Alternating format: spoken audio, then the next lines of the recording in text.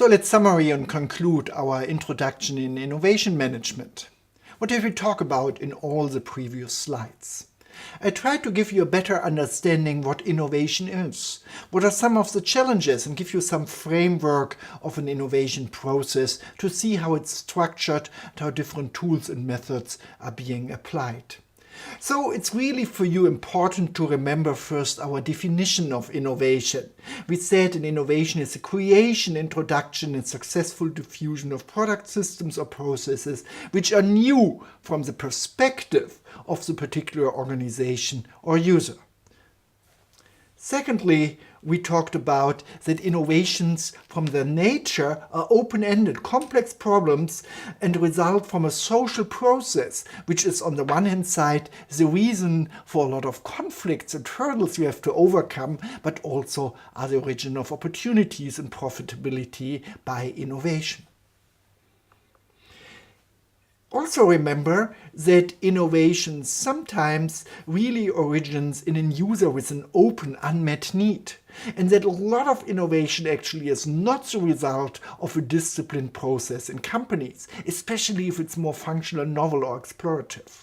However, no doubt, firms have a very important role to play in innovation, and they set up a structured innovation activity, a process to really come up with innovation after recognizing opportunities, generating ideas, transferring this into concepts, developing technical solution knowledge, validating this, and putting this into the market.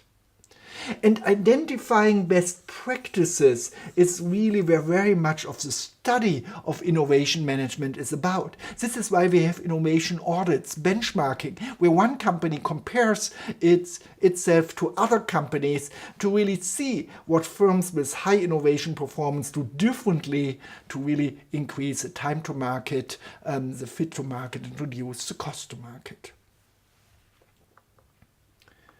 On the other side, it also is always helpful for you to keep these two core problems of managing innovation in mind.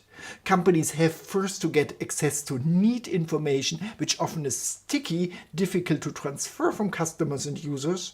And secondly, they have to find technical solution knowledge without being limited by local search and this bias of local search. They have to be able to explore a wide and a broad scope of technical knowledge for problem solving.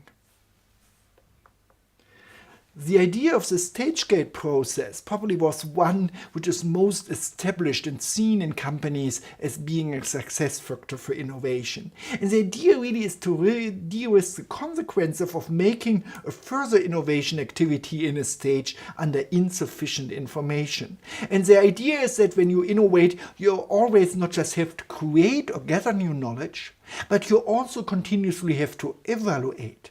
And actually, in my experience, evaluation is as important as creation or gathering outside information in a successful innovation process. This is exactly what the gates in the stage gate process propose and demand.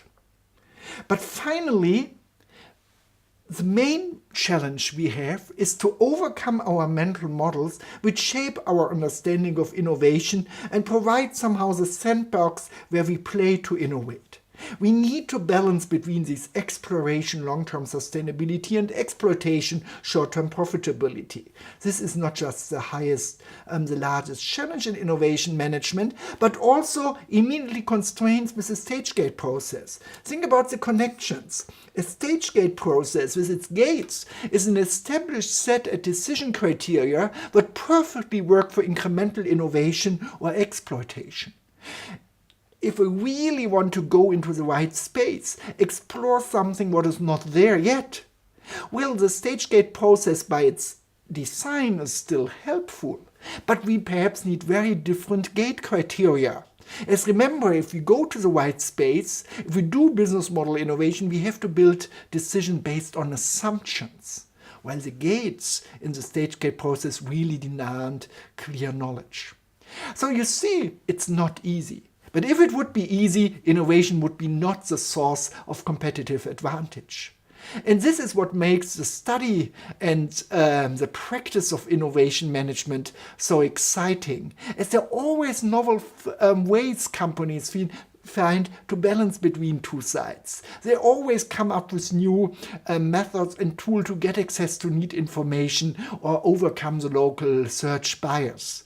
And therefore, even if it's a young discipline where we still have knowledge, even if it's one of the fields which most executives consider to be their top priority, still there's a lot to research about it and learn about it. And therefore, to conclude, I just want to invite you to stay open, start innovating, and start to explore innovation.